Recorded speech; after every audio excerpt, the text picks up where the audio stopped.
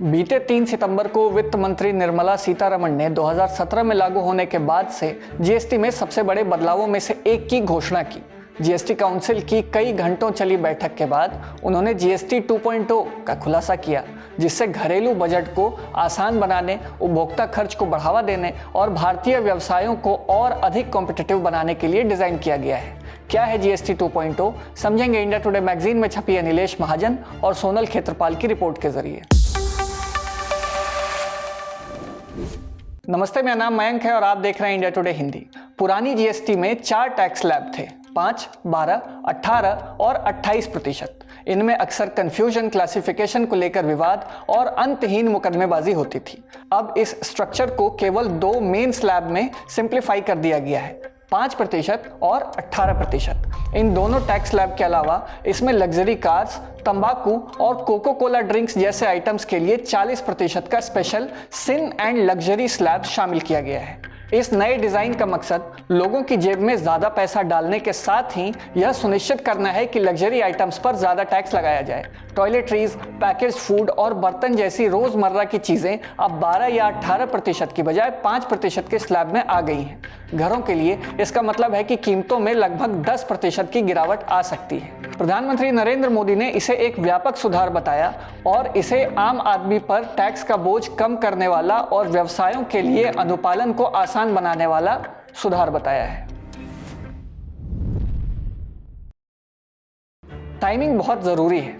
वित्त वर्ष 2026 की पहली तिमाही में भारत की अर्थव्यवस्था 7.8% की दर से बढ़ी, जो पिछले 5 तिमाहियों में सबसे ज्यादा है। घरेलू खर्च पहले से ही बढ़ रहा है और त्योहारों के मौसम के साथ जब लगभग 30% कंज्यूमर ड्यूरेबल गुड्स की बिक्री होती है, इस सुधार से इकोनॉमी में और तेजी मिलने की उम्मीद है।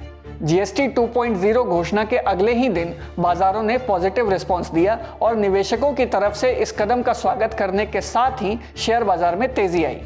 अर्थशास्त्रियों का अनुमान है कि इससे जीडीपी ग्रोथ रेट में 0.6 से 0.7% की वृद्धि हो सकती है। हालांकि सरकार को शॉर्ट टर्म में जीएसटी रेवेन्यू में लगभग 90,000 करोड़ रुपए का नुकसान हो सकता है।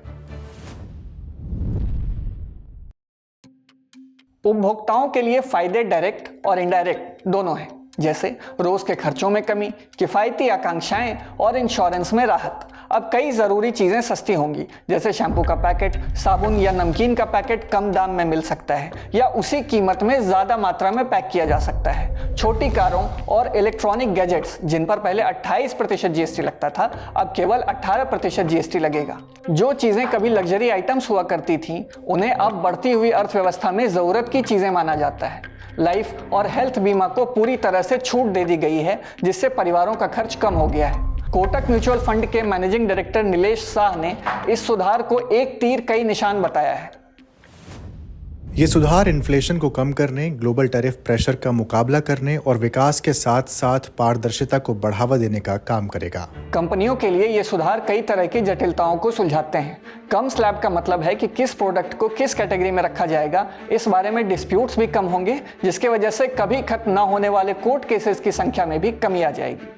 इनपुट टैक्स क्रेडिट यानी आईटीसी रिफंड, जो अक्सर देरी से मिलते हैं, अब आसान होने की उम्मीद है। ड्यूरेबल गुड्स और आइटम्स पर कम जीएसटी से मांग को ज्यादा बढ़ावा मिलेगा, जिससे उत्पादन में वृद्धि, रोजगार के अवसर बढ़ेंगे और सप्लाई चेन में भी बढ़ोतरी होगी। ग्रामीण भारत के लिए, जहां पहले से ही 2 पहिया वाहनों और पैकेज्ड खाद्य पदार्थों की अच्छी मांग देखी जा रही है, जीएसटी 2.0 त्योहारी सीजन में एक गोल्डन टिकट बनकर आया है।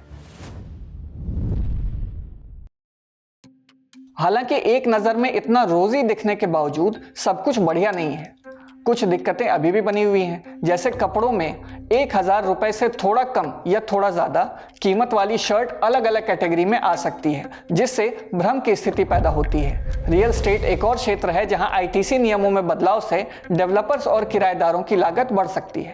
हालांकि सबसे बड़ी चुनौती राज्यों के राजस्व में है।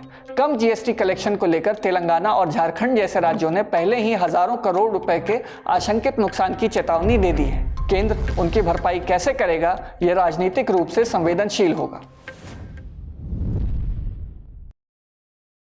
सरकार जीएसटी 2.0 को मिडिल क्लास के लिए दिवाली गिफ्ट के रूप में पेश कर रही है।